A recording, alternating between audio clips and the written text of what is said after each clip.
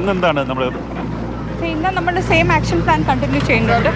So കിട്ടുന്ന ഇന്നലെ കിട്ടിയ ഫീഡ്ബാക്ക് അനുസരിച്ചിട്ട് കുറച്ച് ഡിപ്ലോയ്മെൻറ്റ്സ് നമ്മൾ വേരിയേഷൻ ചെയ്തിട്ടുണ്ട്. അതല്ലാതെ സെയിം തിങ് GPS കോർഡിനേറ്റ്സ് വെച്ചിട്ടും കുറച്ചും കൂടി നന്നായിട്ട് സിസ്റ്റമാറ്റിക് ആയിട്ട് കാര്യങ്ങളൊക്കെ പോകുന്നുണ്ട്. റഡാർ ഉപയോഗിച്ചുള്ള പരിശോധന ഉണ്ടോ മാഡം? നമ്മൾ കണ്ടിന്യൂ ചെയ്യുകയാണോ?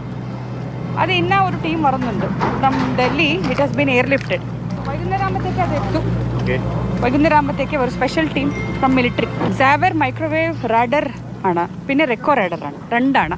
അത് മിലിറ്ററി ആണ് അത് കൈകാര്യം ചെയ്യുന്നത്. അത് എയർലിഫ്റ്റ് നമ്മൾ ചെയ്യുന്നുണ്ട്.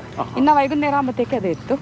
അത് വെച്ചിട്ട് നമുക്ക് കാര്യങ്ങൾ ചെയ്യും. ഐ ഡി കാർഡ് അടക്കം നഷ്ടമായിട്ടുണ്ടല്ലോ, അതൊക്കെ കണ്ടെത്തി കൊടുക്കാൻ വേണ്ടിയുള്ള സംവിധാനം നമ്മളൊരു സ്പെഷ്യൽ ക്യാമ്പ് സംഘടിക്കാൻ നമ്മൾ നോക്കുന്നുണ്ട്. അപ്പോൾ അവർക്ക് ഒരു മൊബൈൽ നമ്പറും പിന്നെ ബാക്കിയുള്ള റെക്കോർഡ്സും ഒക്കെ എല്ലാം ചെയ്യാൻ നമ്മൾ സംവിധാനം ഏർപ്പെടുത്തുന്നുണ്ട്. ഇന്നലെ നമ്മൾ 4 ആൾക്കാരെ ലൈവായിട്ട് നമ്മൾ റെസ്ക്യൂ ചെയ്തു.